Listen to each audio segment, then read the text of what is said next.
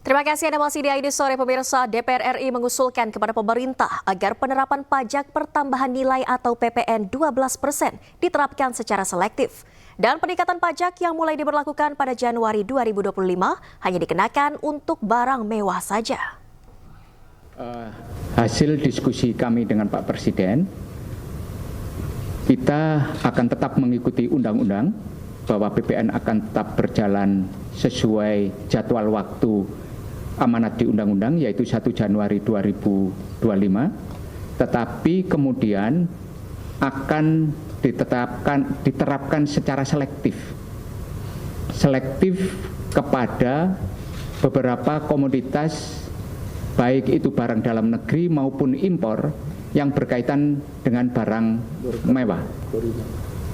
mewah. Sehingga pemerintah hanya memberikan beban itu kepada konsumen pembeli barang mewah. Masyarakat kecil tetap kepada tarif PPN yang saat ini berlaku.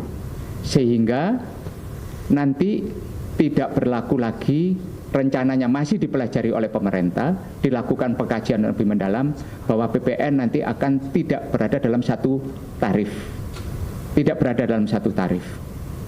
Dan ini nanti akan masih dipelajari.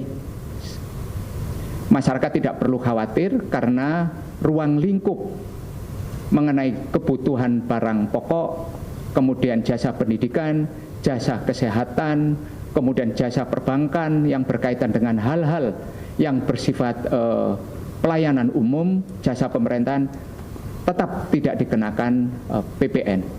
Itu yang bisa kami sampaikan dengan Bapak Presiden.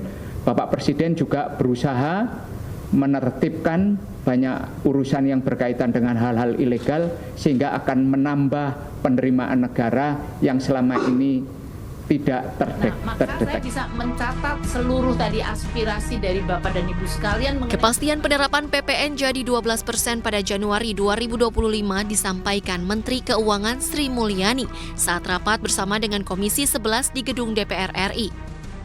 Sri Mulyani menyatakan penerapan tarif baru sudah tercantum dalam Undang-Undang Harmonisasi Peraturan Perpajakan UU HPP.